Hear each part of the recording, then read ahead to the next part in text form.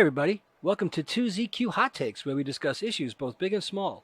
I am your host, the Very Handsome Tim Kirk, and this time I'll be talking about eavesdropping. Eavesdropping started in Hampton Court with King Henry VIII. It is now something completely different.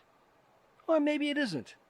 There's a long history to this, and it's currently being used around the world. From Wikipedia, eavesdropping is the act of secretly or stealthily listening to the private conversation or communications of others without their consent in order to gather information. The verb eavesdrop is a back formation from the noun eavesdropper, a person who eavesdrops, which was formed from the related noun eavesdrop, the dripping of water from the eaves of a house, the ground on which such water falls.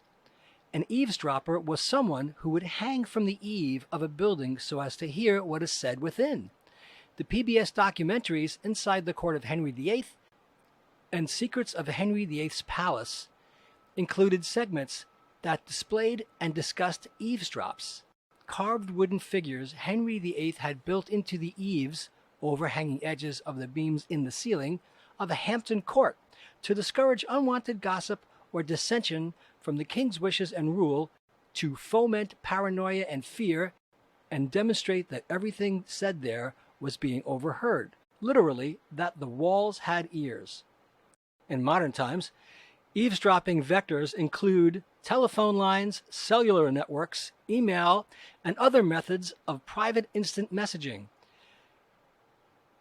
VoIP communication software is also vulnerable to electronic eavesdropping via infections such as Trojans.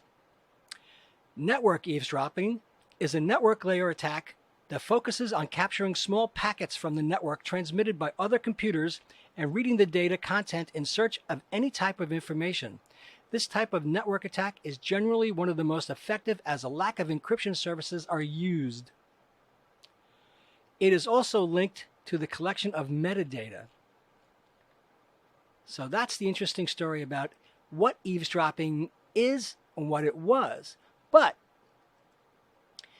it all took place originally at Hampton Court Palace.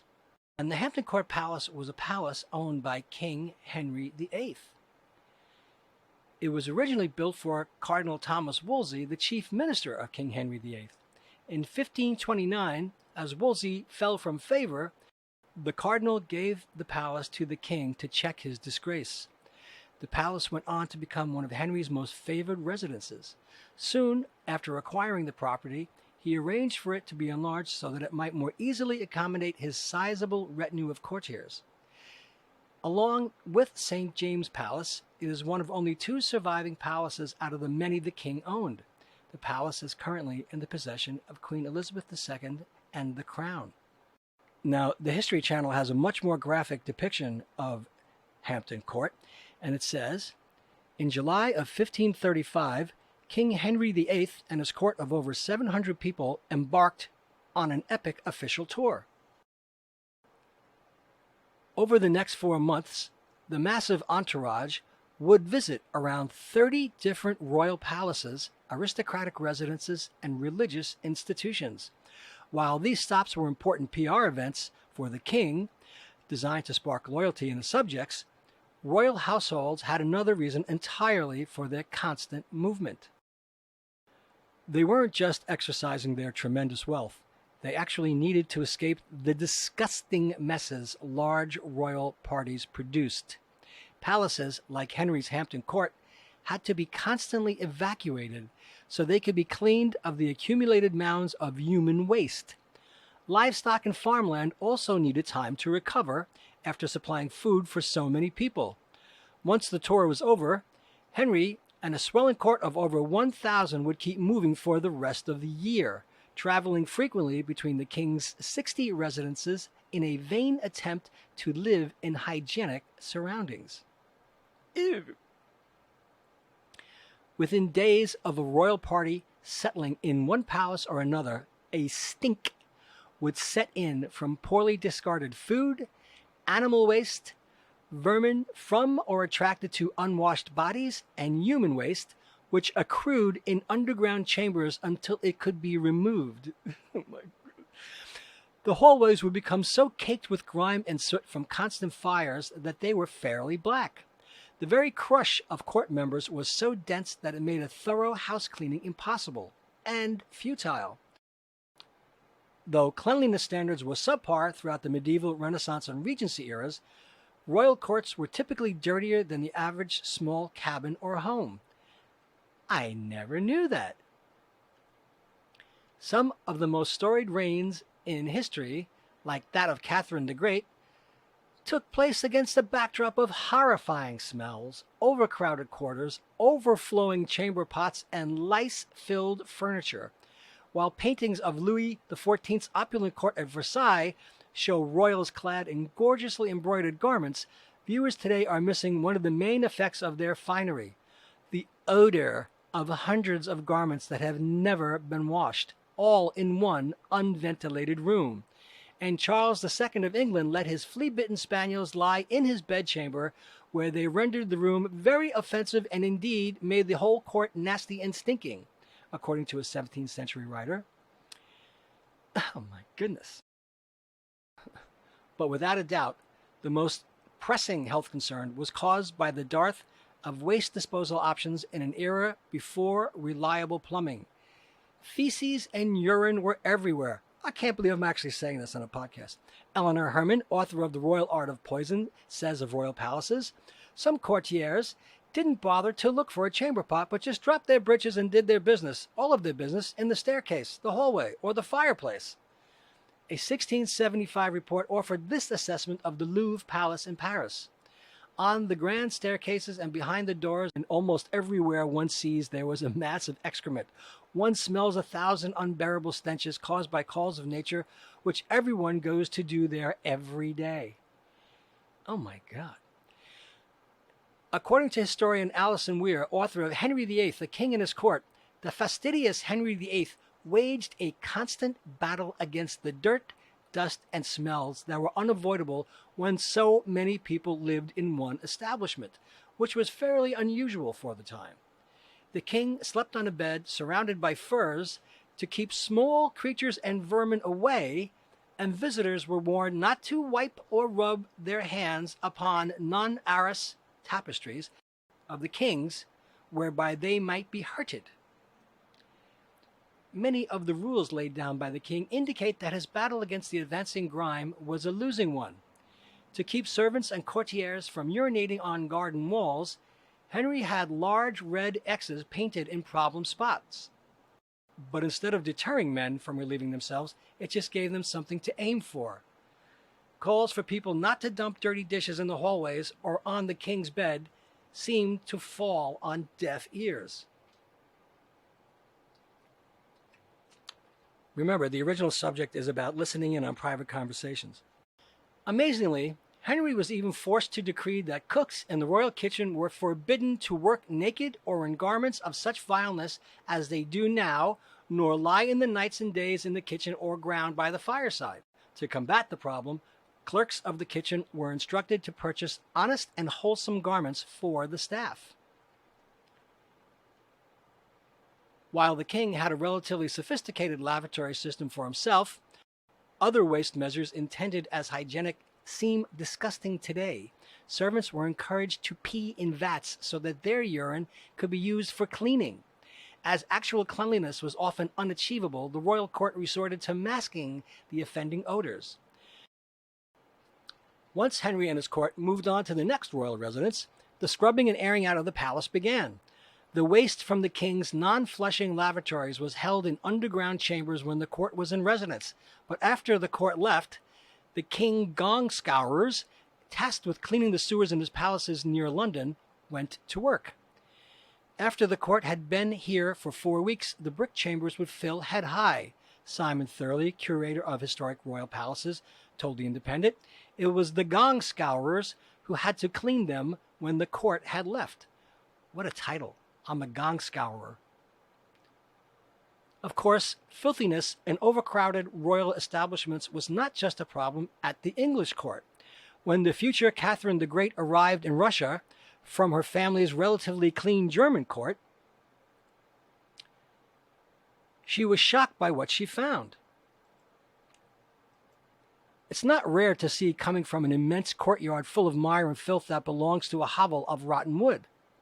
She wrote, a lady covered in jewels and superbly dressed in a magnificent carriage pulled by 6 old nags with badly combed valets.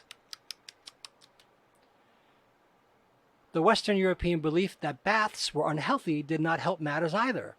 Although neat freak Henry VIII bathed often and changed his undershirts daily, he was a royal rarity. Louis XIV is rumored to have bathed twice in his life, as did Queen Isabella of Castile, Herman says. Marie Antoinette bathed once a month. The 17th century British king, James I, was said to never bathe, causing the rooms he frequented to be filled with lice. It was the Sun King himself, Louis XIV, whose choice to no longer travel from court to court would lead to a particularly putrid living situation. In 1682, in an effort to seal his authority and subjugate his nobles, Louis XIV moved his court permanently to the gilded mega-palace at Versailles. At times, over 10,000 royals, aristocrats, government officials, and military officers lived in Versailles and its surrounding lodgings. Despite its reputation for magnificence, life at Versailles, for both royals and servants, was no cleaner than the slum-like conditions in many European cities at the time. Women pulled up their skirts up to pee where they stood, while some men urinated off the balustrade in the middle of the royal chapel. According to historian Tony Spawforth, author of Versailles, a biography of a palace, Marie Antoinette was once hit by human waste being thrown out the window as she walked through an interior courtyard. The heavily trafficked latrines often leaked into the bedrooms below them, while blockages and corrosion in the palace's iron and lead pipes were known to occasionally poison everything in Marie Antoinette's kitchen. Not even the rooms of the royal children were safe, writes Spawforth. An occasional court exodus could have reduced the wear and tear on Versailles, perhaps leading to fewer unpleasant structural failures. This unsanitary way of living no doubt led to countless deaths throughout royal European households. It was not until the 19th century that standards of cleanliness and technological developments improved life for many people, including members of royal courts. Today, many European royals still move from residence to residence, but for pleasure, not to try to outrun squalor. Well, all I can say is, I hope there really isn't that much of a connection or a correlation between the filth of royal courts and eavesdropping. And now we also have, on top of the dirty business of eavesdropping, from the New Yorker, eavesdropping through a pandemic, notes on a year and a half of overhearing what's overlooked, by Sarah Larson in June of 2021. After the CDC relaxed its guidelines for the vaccinated, the city seemed to light up with energy and chatter. There are two kinds of overheard conversations: the kind you try to avoid and the kind that inspire eavesdropping. I've been tracking that second species all my life. I still remember good lines from Paris in 2019. I don't care what his blood test says, he's my son. And Albuquerque in 1992. So the mayor goes, how was I supposed to know he was a convicted felon? Don't all hot dog vendors look like convicted felons? But few places can match the overheard conversations of New York, which before the pandemic had me eavesdropping as assiduously as Harriet the Spy at the luncheonette. East Village, 2009. Most ophthalmologists are schnooks. 7th Street, 2014. He has the passion for pizza, and I'm not going to argue with it. Smoker outside of a downtown bar in 2015. Nobody can ever Google me because there's a million hits for the political prisoner with my name. The best lines provide several little thrills at once. A sketch of character, a hint of story, the joy of feeling like you understand the rest.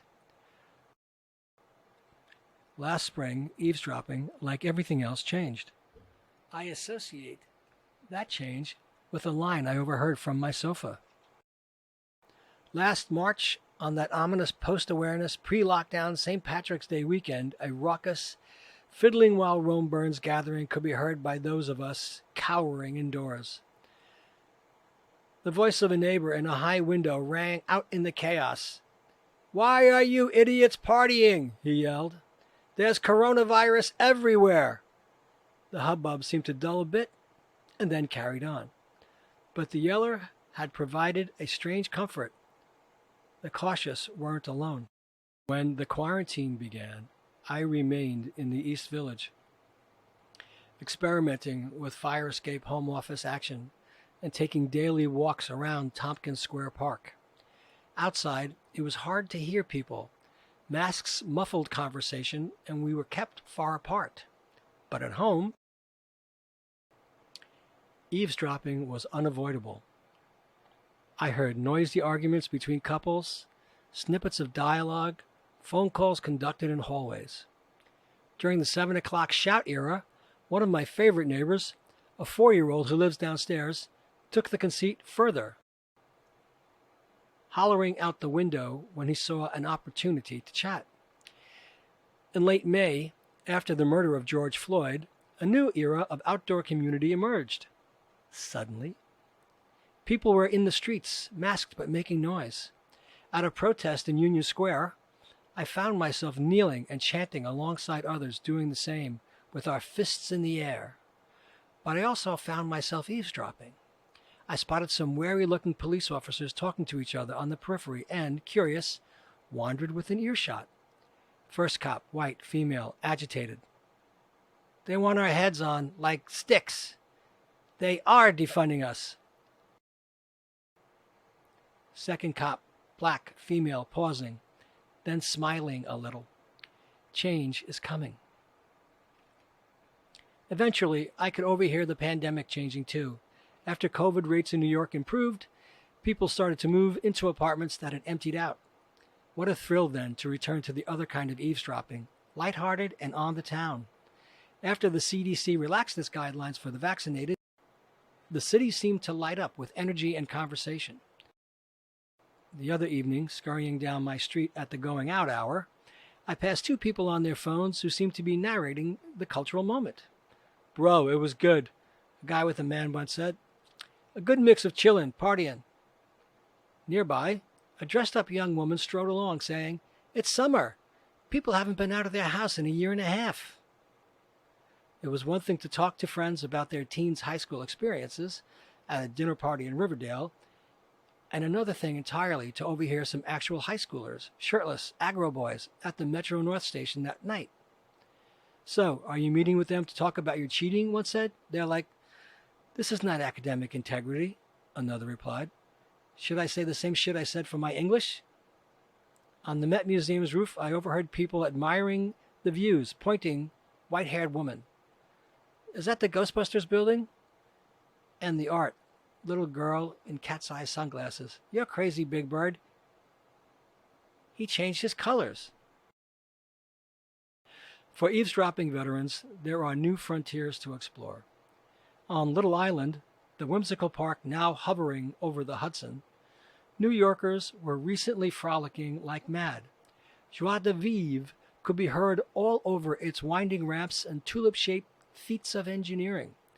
People lounged in the bright green grass, doing headstands for fun, or calling out to a hot dad playing catch with his son, "Is that like an Aussie rules ball?"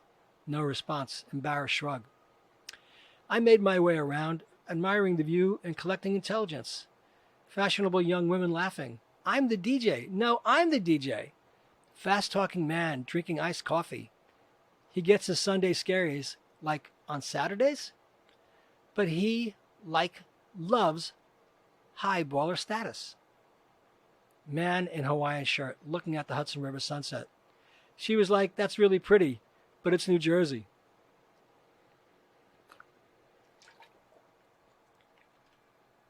Since moving to New York 21 years ago, I've often thought of 2 things. The great Dinosaur Jr. album, You're Living All Over Me, whose title says it all, and the David Foster Wallace essay E Unibus Plurum, about sensitive, observant types, fiction writers mostly, who tend to be oglers and thus may seem creepy. The lonely, like the fictive, love one-way watching, Wallace writes. They don't want to hear the psychic costs of engaging with other humans, but they also crave company. So some are soothed by TV. It felt like things had come full circle when eavesdropping returned to Tompkins Square Park. My neighbors and I had been there all year, ogling or ignoring one another. Now I could hear them again, and people were saying all kinds of funny shit. As a leathery character in a skirt bragged about fist fighting, a woman on the bench next to mine lit a cigarette and said to her friend, "It's very sad. Apparently no other hedge fund wanted to buy them." On my other side, a young woman holding a tote bag was saying, "I was at one point in a psychotic hardcore band." It's not even that I was so devoted to hardcore as a genre. I moved closer, straining to hear.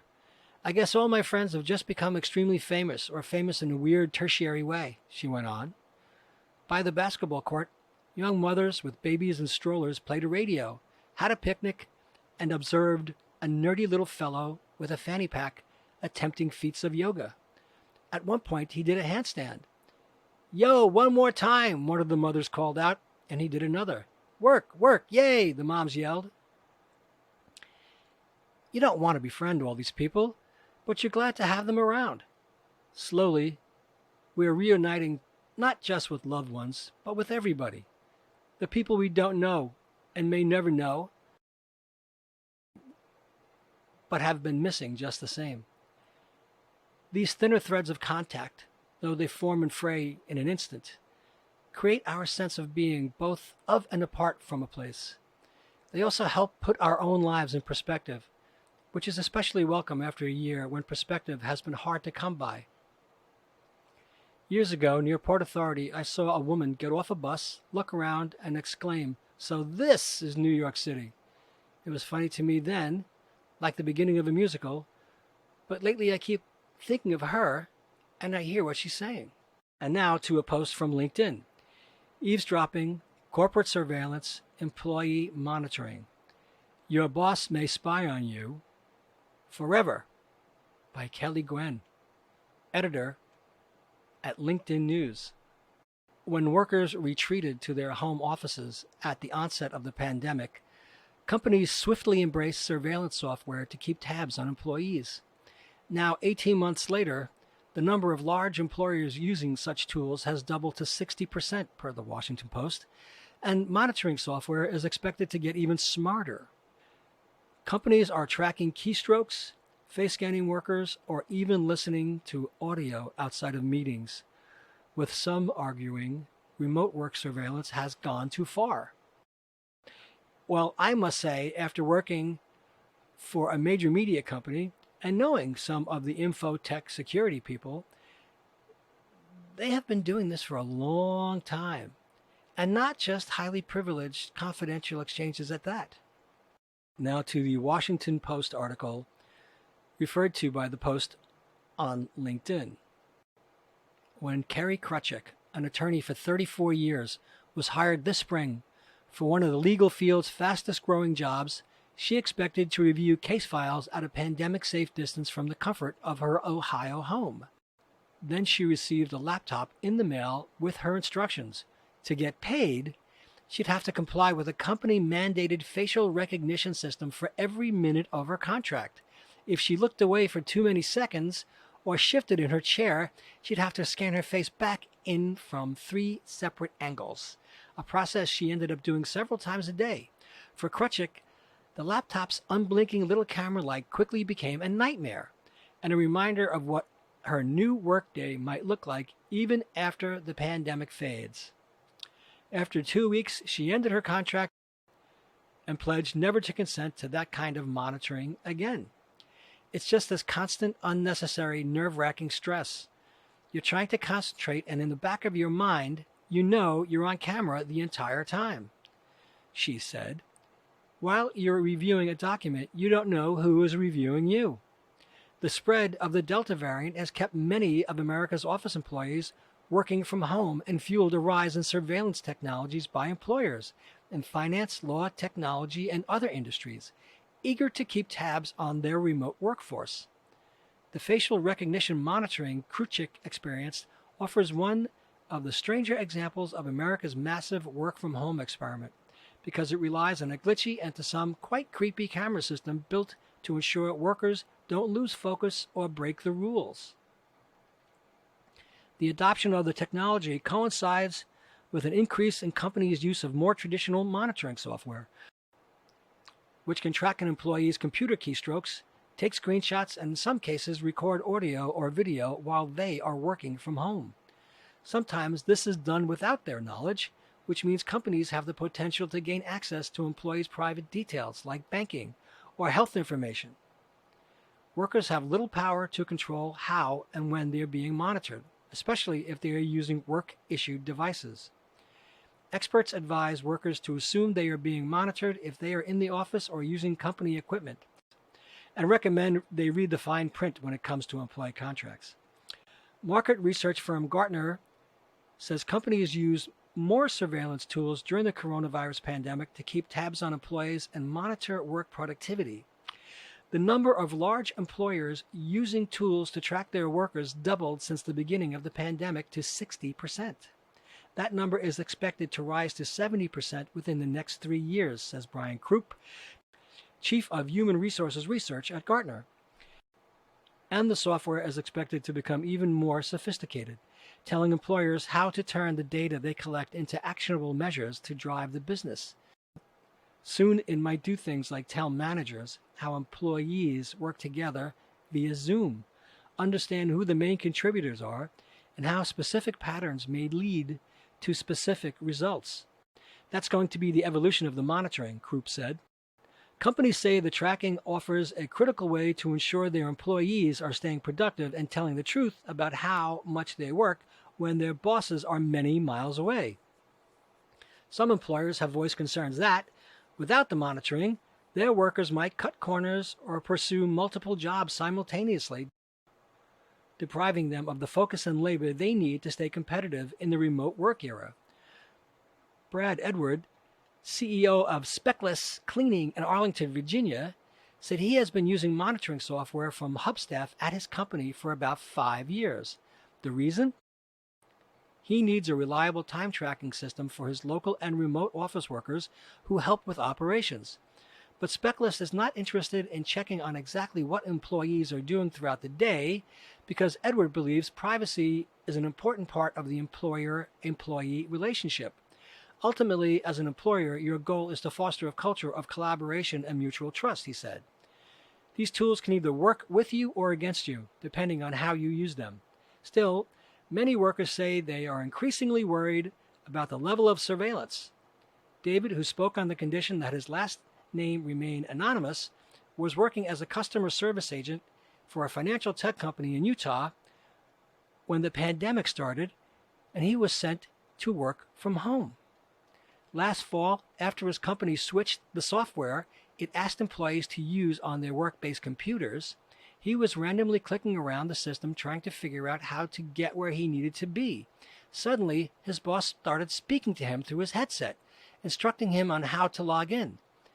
David said he couldn't recall exactly what software the company used, but he was surprised to find that his boss could see what he was doing, a seemingly new capability at the company. I was upstairs with my boys and I get a text from my husband, David, that said, "If you come down here, don't say anything and let me know because we're being listened to," said David's wife, Rebecca. When David brought up the issue at a company meeting, he found out the company could listen to his audio at any time, not just during calls that are often monitored for quality purposes. But now David was at home with his wife and children. The situation had changed, but the monitoring had not adapted to the privacy he expected while working from home. "I felt paralyzed," David said. "Like I couldn't say anything without potential repercussions."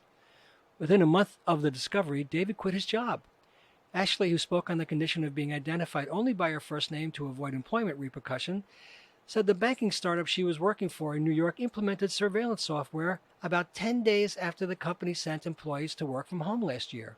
The company asked them to download Hubstaff, a software program that tracks productivity in part by recording keystrokes and taking screenshots on their personal computers.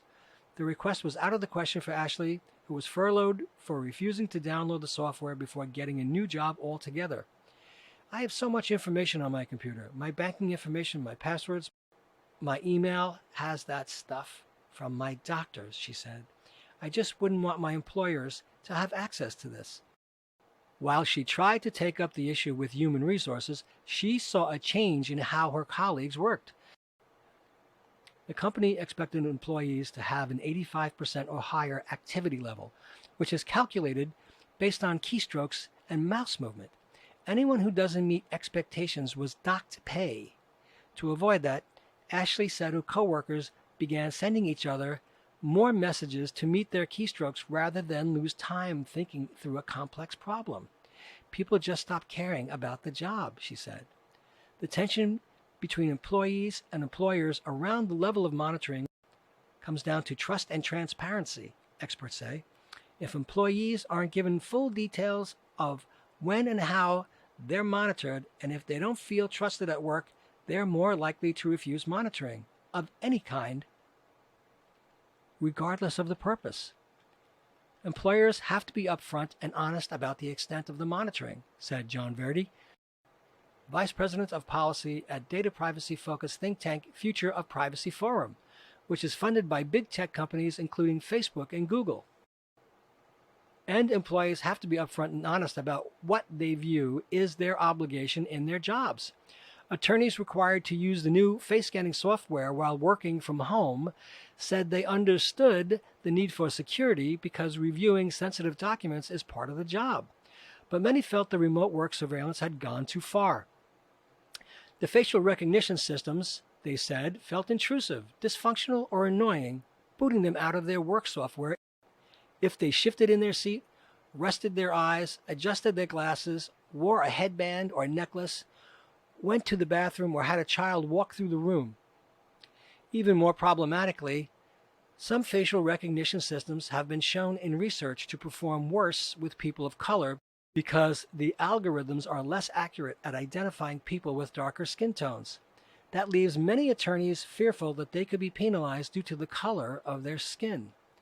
3 attorneys, all of whom are black, said they'd routinely struggled to be recognized by the face scanning systems in a way that their lighter-skinned colleagues did not.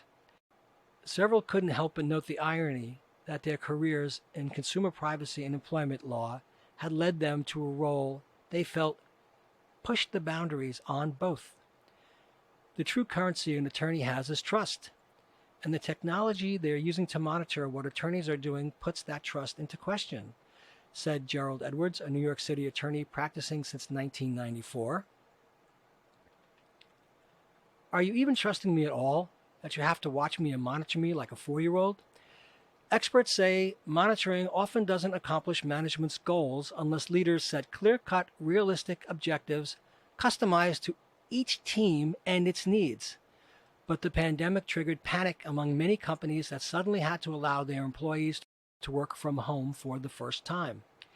It seems like a lot of people confuse monitoring with management, said Allison Green, work advice columnist who runs the Ask a Manager website and received numerous complaints about employee surveillance during the pandemic.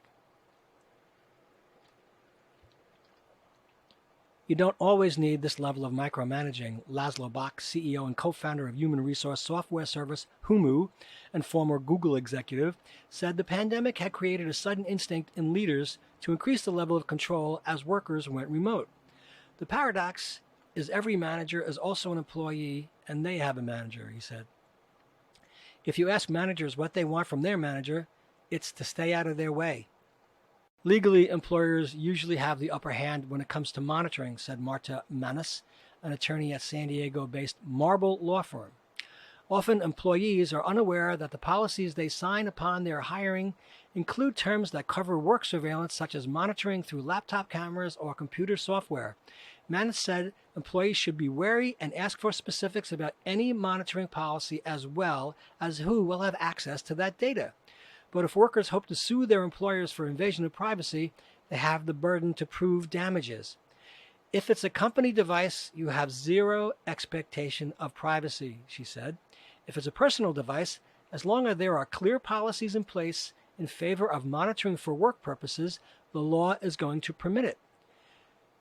Employee monitoring software provider TerraMind says its number of customers has increased by 3 to 4 times during the pandemic, and many small and mid-sized employers who were on the fence about purchasing the software at the beginning of the pandemic are now making the purchase as they move to permanent remote work options. TerraMind has 2 versions of monitoring software, one in which employees know they're being monitored and can switch on or off, and one where employees have control of the monitoring. Eli Sutton, TerraMind's Vice President of Operations, said the company advises its clients to tell their employees that they're using the software as well as explain the productivity goals. The knowledge alone, on average, translates into a 30% spike in productivity versus secretly monitoring employees, Sutton said. The reason is because employees know what specific goals they have to reach and that they're being monitored for those goals, he said.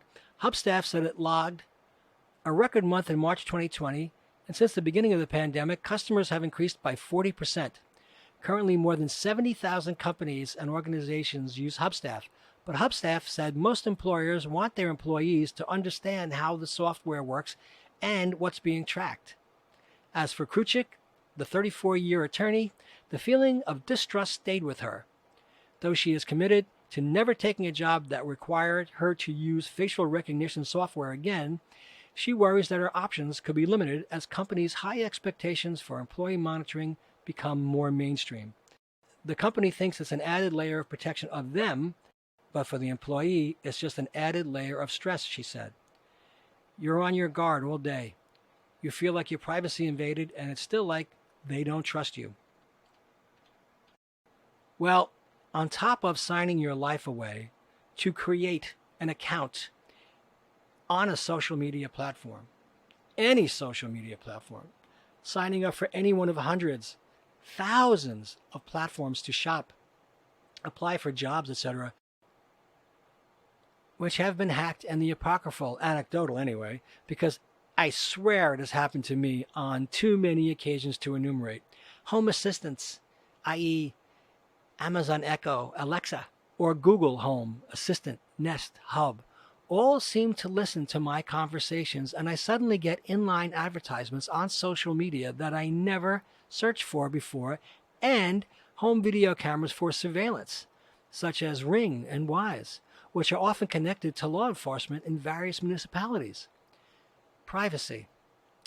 It's very important, but most of us gave it up a long time ago. It's not even awash.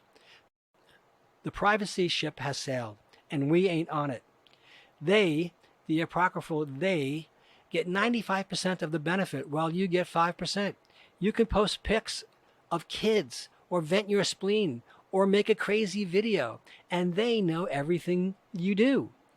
They, meaning every entity big and powerful enough to capture your activities, your identity, your manner of speech, your interests, purchasing habits, etc. All those things is they. Complaining about the invasion of privacy after you have sold your soul to Satan is laughable. Does anybody know anyone who has ever read all of the fine print on any of the agreements you clicked and signed off on to access a platform where you can post videos of personal experiences? If you want to be a hermit and live in a cabin in the woods, we still have Google Maps. And that's just the public-facing stuff from satellites way up high. Like I said, it's a dirty business. And the metaphor for big tech and government is like Hampton Court or Versailles. We see these gleaming, imposing, formidable structures housing the brain trusts of Leviathan organizations, and now they bring everything from fear and loathing to comfort and enjoyment. But they are very similar, relatively speaking, of course, to the royal courts of the past. I am a bit cleaner than those in the royal courts of the past. And as Eugene Weber said, Or at least I would like to think so. Thanks for listening. See you next time. And as the kiddies say, peace out.